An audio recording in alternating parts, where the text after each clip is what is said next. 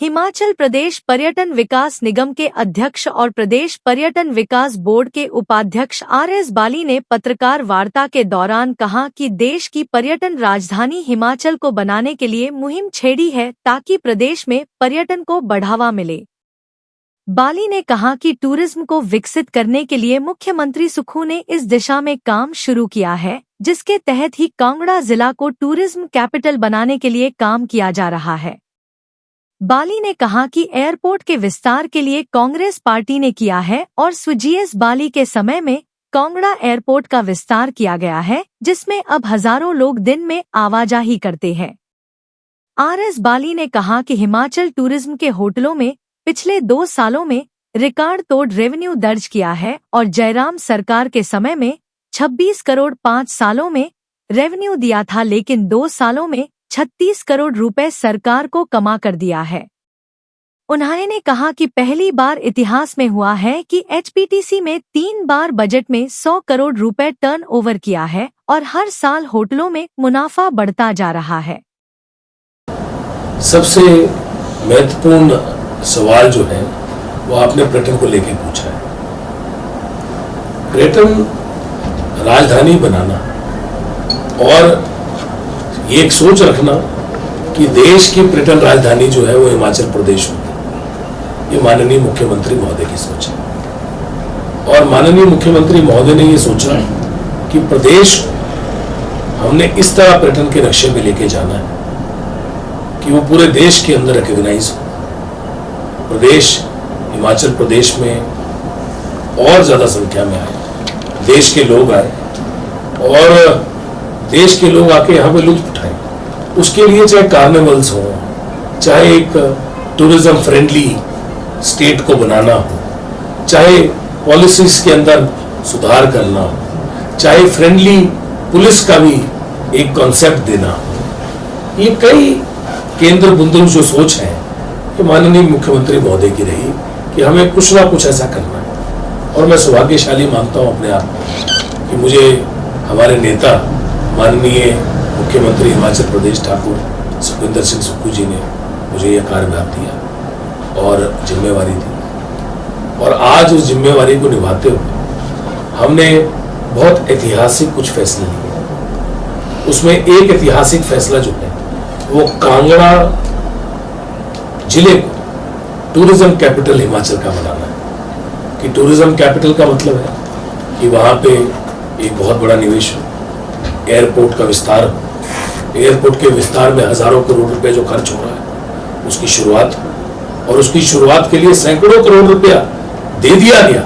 सिर्फ कहा नहीं गया कि पहली बार, बहुत सालों से, मैं बोलूंगा कि बहुत अरसे से, ये कोई आज की बात नहीं है। Many decades have gone. When I say decades, one decade means many years, 10 years, and then many decades have gone. लोग कहते रहे पर ये हो नहीं पाया। एयरपोर्ट का विस्तार जो है कांग्रेस पार्टी ने किया था। पहले यहाँ पे छोटा प्लेन आता था वायुदूत, अर्चना एयरलाइंस आती थी, जैक्सन का प्लेन आता था। उसके बाद माननीय विकास पुरुष श्री जीएस बाली जी टूरिज्म और सिविल एविएशन मिनिस्टर थे और दिल्ली में प्रफुल्ल पटेल जी थे और यूपीए की सरकार थी और कहीं ना कहीं एक अच्छा काम हुआ और ये एयरपोर्ट का विस्तार बहुत प्रयत्न किया गया एयरपोर्ट को बड़ा करने में। डेक्कन एयरलाइंस आई, डेक्कन ने बड़ा जहाज लाए, एटीआर्स आए और छोटी छोटी एयरलाइंस और शुरू हुई। आज 10 फ्लाइट आती है, 10 फ्लाइट में रोज के हजारों लोग ट्रैवल। 2-3 रोपवेज का बड़ा दिक्कत है। एक रोपवे है चामुंडा जी में, उसका सिमिलर दिक्कत है। एक कंपनी है उसने लिया और वो लिटिगेशन में चली गई और लिटिगेशन इतनी लंबी रही कि हम लोग आज दिन तक उसे उलझ रहे, जबकि नाम भी उनके ट्रांसफर हो गया। एक रोपवे नैना देवी में, वो भी सेम है, पंजाब गवर्नमेंट के साथ है। उसमें पंजाब की सरकार ने भी देना है, हमारी सरकार ने भी देना है। और रोपवे कॉर्पोरेशन पहले टूरिज्म के पास होती थी, अब रोपवे टूरिज्म के पास नहीं है, अब रोपवे ट्रांसपोर्ट के पास है। अब इससे ट्रांसपोर्ट डील कर रही है। पर मैं तब भी आपको ये बता रहा हूं क्योंकि नैना देवी रोपवे जो है और चामुंडा जी रोपवे जो है ये दोनों जो रोपवे हैं ये भी इसी प्रॉब्लम में फंसे हुए हैं। और आपका ये जो द्योतसित वाला भी है, ये भी कागजों में ही हमारे रोपवे फंस गए हैं, क्योंकि कोई कहीं कहीं लिटिगेशन हो गई है, कहीं दिक्कत हो गई, क्योंकि इसमें हजारों करोड़ रुपए लगता है ना, सैकड़ों करोड़ रुपए लगता है, तो इसके लिए कई जगह दिक्कत आई है। पर बड़ा रोपवे बन रहा आपका परमाणु शिमला, वो सारा हो गया, वो बड़ी चीज है। It will be A game changer, दुनिया का it will be one of the most wonderful ropeways in the world. तो एक अच्छी पहल है, ठाकुर सुखविंदर सिंह सुक्खू जी की सरकार की एक अच्छी पहल है, और माननीय मुख्यमंत्री महोदय ने और पूरी सरकार ने, सारी कैबिनेट ने मिलकर एक अच्छा डिसीजन लिया, सभी लोगों ने मिलकर अच्छा डिसीजन। सर 70 करोड़ से एक, ये ऑफिशियल रिकॉर्ड है जो मैं बोल रहा हूँ, आपके सामने रिकॉर्ड हो रहा है, 109 करोड़ रुपए लेके गए, उसी को पैसे को कमाया, रेवेन्यू को बढ़ाया, खर्चों को कम किया, उसी में से पैसे निकाले।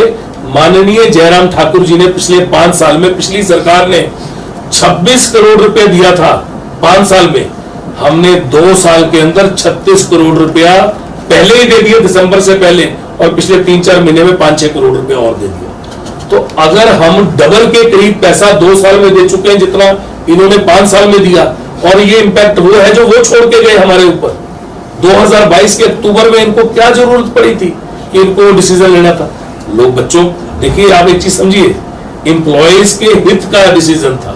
हमारे सीनियर एम्प्लॉयज हैं, छोटे बच्चे भी हैं, उनके हित का डिसीजन। और वो सीनियर एम्प्लॉयज जो रिटायर हो चुके हैं, वो तो खैर बहुत ही सीनियर है, हमारे लिए आदरणीय है, उनके हित का डिसीजन था। और जो बच्चे अभी नए लगे हैं, वो जब रिटायर होंगे, उनके हित का डिसीजन था, और मैं उस निर्णय की सराहना करता हूं। पर निर्णय तब लिया गया जब 2022 में वो जाने वाले थे, और इसका इंपैक्ट हमें आया। अब इंपैक्ट आने के बाद वो पैसे हम दे रहे हैं, अपने आप कमा के दे रहे हैं, उसकी सराहना नहीं कर रहे। आज मैंने विधानसभा में भी कहा इस बार कि जब अच्छा काम हम करते हैं उसकी सराहना करना अनिवार्य है, और अब बताना भी अनिवार्य है। आपको बताते हुए मुझे खुशी हो रही है कि ये पहली बार इतिहास में हुआ है कि एचपीटीडीसी ने 3 बार मेरे सामने अपना बजट क्लोज किया है, मतलब साल क्लोज किया है 3 बार।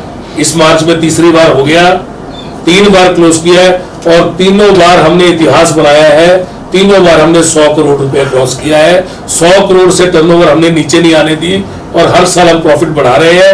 अब हमने अपनी परचेज के ऊपर भी नियंत्रण करना शुरू कर दिया है। जो हम सामान खरीदते हैं उसके ऊपर भी हम बड़ा ऐतिहासिक फैसला ले रहे हैं, जिससे हमें 5-6 करोड़ रुपया महीने का और फायदा होने की संभावना है।